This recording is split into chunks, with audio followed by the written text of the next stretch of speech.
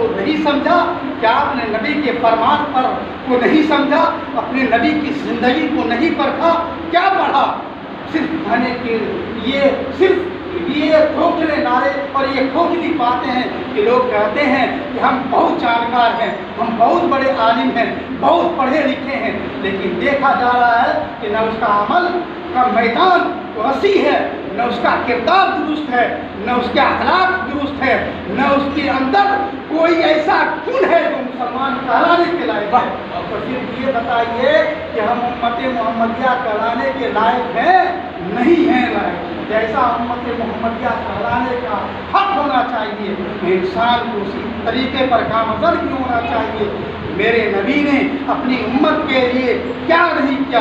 ساری تکلیفیں میرے نبی نے اپنی امت کے لیے ساری تکلیفیں ساری تکالیف کو برداشت کیا میرے نبی نے اپنی امتی کے لیے۔ لیکن اس امت کا حال یہ ہے کہ اس امت کے اندر فتنہ بھی ہے، اس امت کے اندر غیبت بھی ہے، اس امت کے اندر فتنہ خوری اور چغل خوری بھی ہے، اس امت کے اندر حسد سے لبریز ہے، اس امت کے اندر اخلاص نہیں ہے، خلوص نہیں ہے، محبت ختم ہو گیا، امن و سکون ختم ہو گیا، چین مل گیا، اور جدھر دیکھیے ادھر فتنہ ہی فتنہ ہے۔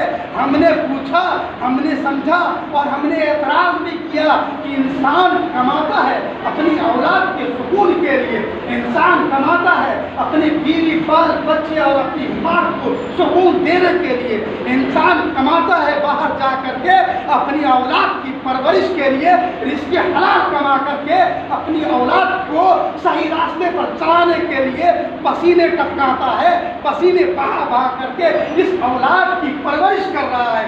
پوچھا جاتا ہے اتنا سارا آپ جو کر رہے ہیں اس اولاد کے لیے کیوں کر رہے ہیں؟ گھر بنایا جا رہا ہے، کیوں بنا رہے ہیں؟ کہا جاتا ہے کہ ہم گھر اس لیے بناتے ہیں تاکہ ہماری اولاد سکون سے رہے، ہم اس لیے کماتے ہیں تاکہ ہمارے بال بچے سکون و اطمینان کے ساتھ رہے۔ لیکن اس کے باوجود انسان کماتا ہے، کوئی لاکھوں روپے کما لیتا ہے، کوئی کروڑوں روپے کماتا ہے، کوئی ہزاروں روپے کماتا ہے، کمانے کے باوجود ان سے پوچھیے، سوال کیجئے کہ کیا آپ کے اندر سکون ہے؟ کیا آپ کے اندر امن و سکون ہے، عافیت ہے، راحت ہے؟ تو وہ یہی کہے گا کہ راحت نہیں ہے، اتنا سارا کمایا، اتنی ساری دولتیں اکٹھا کی، اس کے باوجود سکون نہیں ہے۔ ہم نے اپنی اولاد کے لیے کروڑوں روپے بینک بیلنس کر دیا ہے، لیکن پھر بھی ہمیں امن و سکون نہیں ہے۔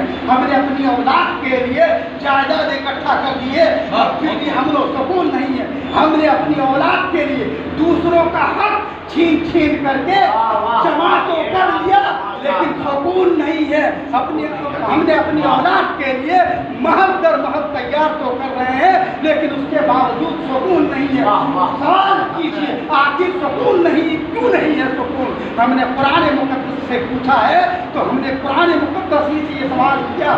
قرآن فرما رہا ہے ارے تم مطالعہ کیوں نہیں کرتے؟ تم قرآن کو پڑھتے کیوں نہیں ہو؟ تم قرآن کو کھولتے کیوں نہیں ہو؟ قرآن کا دیکھنا بھی عبادت ہے، قرآن کا پڑھنا بھی عبادت ہے، قرآن کا چومنا بھی عبادت ہے۔ شرک نہیں ہے، چومنا یہ محبت کی نشانی ہے۔ قرآن ایسی کتاب ہے جس کا چومنا بھی عبادت ہے، دیکھنا بھی عبادت ہے، کھول کر کے اس کا بوسہ لینا بھی عبادت ہے، اور تلاوت کرنا بھی عبادت ہے۔ اے قرآن تو ہی بتا ہمیں سکون کب ملے گا؟ کیا مرنے کے بعد ملے گا یا زمین پر؟ تو قرآن کہہ رہا ہے اے خدا کے بندے، اے نبی کے عاشق، تم نے قرآن پڑھنا چھوڑ دیا ہے، اسی لیے امن و سکون چھن گیا ہے۔ ہم نے نماز پڑھنا چھوڑ دیا ہے، اس لیے امن و سکون چھن گیا ہے۔ اگر سکون حاصل کرنا چاہتے ہو، امن و سکون چاہیے، قرآن کہتا ہے الا بذکر اللہ وتطمئن القلوب، اطمینان قلبی اور سکون تو اللہ کے ذکر کرنے ہی